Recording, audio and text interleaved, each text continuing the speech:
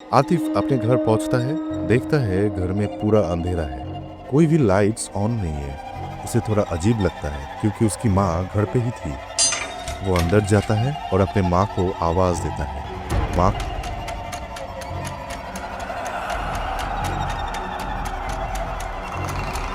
अपने मम्मी के रूम के सामने खड़े होकर भी आवाज देता है, पर रूम के अंदर से कोई वापस आवाज नहीं देता है। उसे लगता है शायद मम्मी सो रही है। आतिफ फिर से जोर से अपने माँ को आवाज देता है, माँ।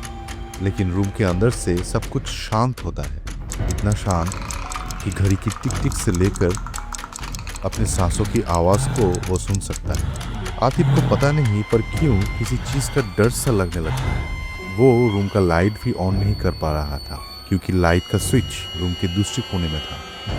लेकिन अपने ही घर में जहाँ वो बड़ा हुआ, जिसके कोने कोने से वो वाकिफ है, लेकिन आज वो अंदर जाकर लाइट जला नहीं पा रहा था डर के कारण। उसे ऐसा महसूस हो रहा था कि कोई उसे देख रहा है, लेकिन उसके मुड़ते ही कोई नहीं था उधर।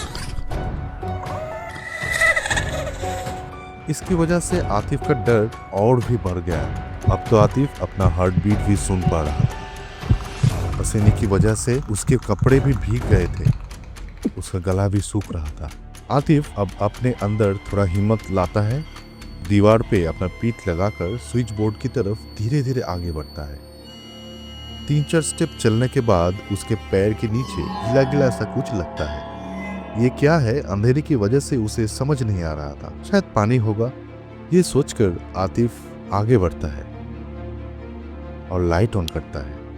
लाइट ऑन होने के बाद आतिफ देखता है उसका माँ सोफे के ऊपर सोई हुई है, लेकिन सोफे के पास नीचे फ्लोर पे बस खून ही खून है। आतिफ के पैरों पे वो खून ही था जो उसने पानी सोचा था। ये देखते ही आतिफ जल्दी से सोफे के पास गया और देखा किसी ने बड़ी बेरहमी से उसकी माँ को मार दिया है, जैसे किसी जानवर ने चाकू से उनके ऊपर हमला किया और चाकू उधर ही फेंक दिया है। कोई इंसान कैसे इस बेरहमी से किसी को मार सकता है? ये देखकर आतिफ की आंखों में भी आंसू था। तभी उसके पीछे से